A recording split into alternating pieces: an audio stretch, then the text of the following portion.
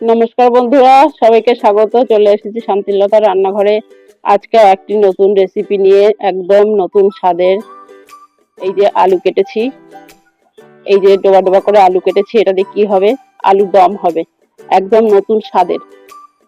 আর এখানে নিয়েছি আমি এই যে কুমড়োর দানা। কুমড়োর দানাগুলি আমি ছাড়িয়ে এই ছালটা ফেলে দিয়েছি, আর ভেতরে এই যে শাঁসটা আমি নিয়েছি। এই যে এটা দিয়ে আজকে আলুর দমটা হবে, একদম নতুন স্বাদের।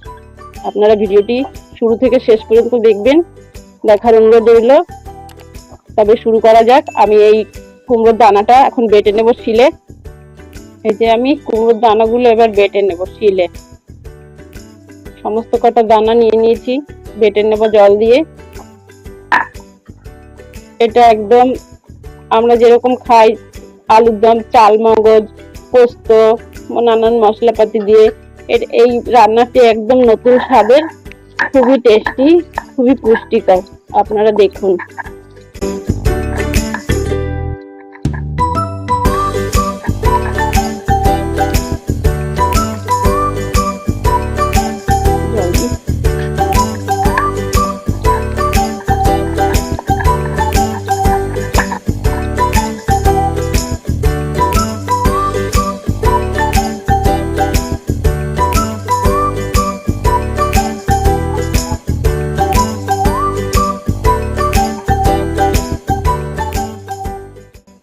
এই আমার দানা বাটা হয়ে গেছে, একদম কত সুন্দর মসৃণ করে বেটেছি।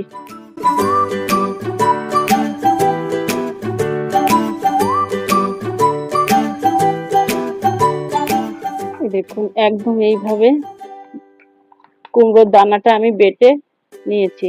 এবার আমি রান্নাঘরে চলে যাচ্ছি। চলে এসেছি রান্নাঘরে, কড়াই বসিয়ে দিয়েছি। এবার তেল দিয়ে আমি আলু কটা ভেজে নেব।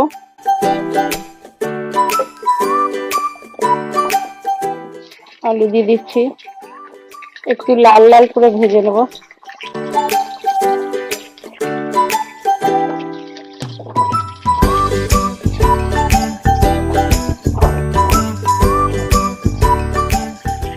যত সময় না বাদামি রং হবে তত সময় আমি এটা ভাজতে থাকবো।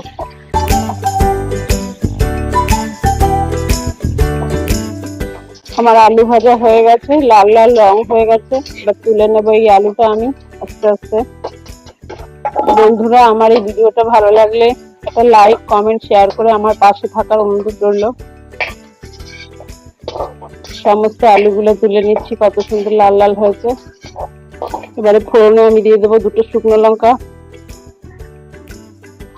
আর একটু সাদা জিরে আর 2টো তেজপাতা। একটু ভেজে নিই।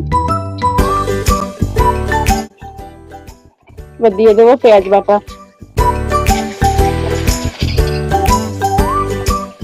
পেঁয়াজটা সামান্য একটু ভেজে নিই। এবার দিয়ে দিচ্ছি আমি আদা আর রসুন একসাথে বেটে রেখেছি, সেটা দিয়ে দিলাম। আর দিয়ে দিচ্ছি জিরে আর ধনে একসাথে বেটে রেখেছি, দিয়ে দিচ্ছি। সবকিছু আমি আজকে শিলে বেটে নিয়েছি। এবার দিয়ে দেবো একটা টমেটো কুচি।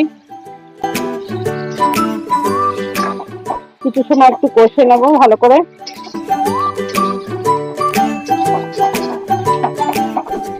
এবার দিয়ে দেবো পরিমাণ মতন নুন,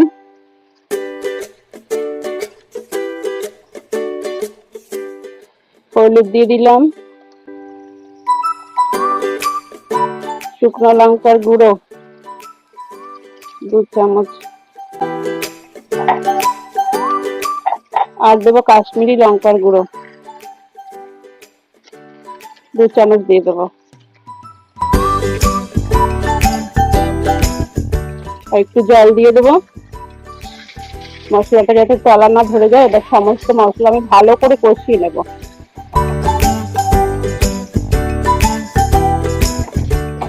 এবার দিয়ে দেবো আমি সেই কুমড়োর দানা বাটা, পুরোটাই দিয়ে দিলাম। এবার এটা আমি আরেকটু কষে নেবো, এর সাথে আর একটু সময় কষিয়ে নেবো এটা। মশলা আমার কষানো হয়ে গেছে একদম, দেখুন। এবার আমি ভেজে রাখা আলুগুলো দিয়ে দেবো,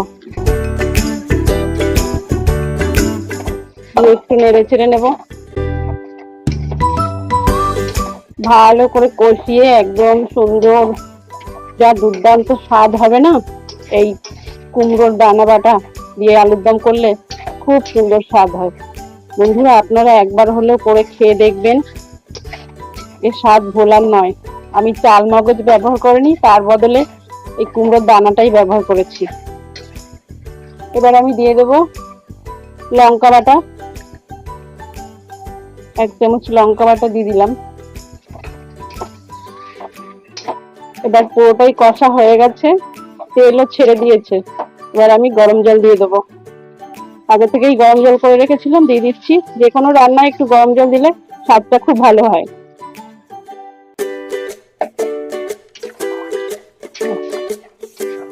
এবার আমি 5-7 মিনিটের জন্য একটু ঢেকে দেব, আলুটা সেদ্ধ হওয়ার জন্য।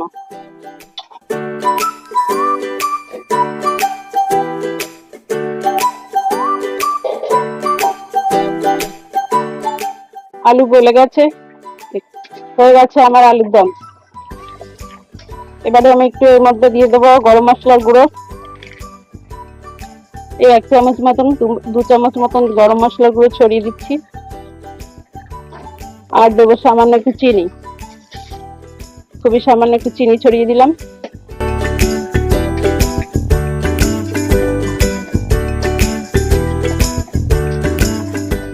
হয়ে গেছে, আমি গ্যাসের ওভেন অফ করে দিচ্ছি। দেখুন বন্ধুরা, আমার আলুর দম একদম তৈরি হয়ে গেছে, কতটা লোভনীয় দেখতে হয়েছে।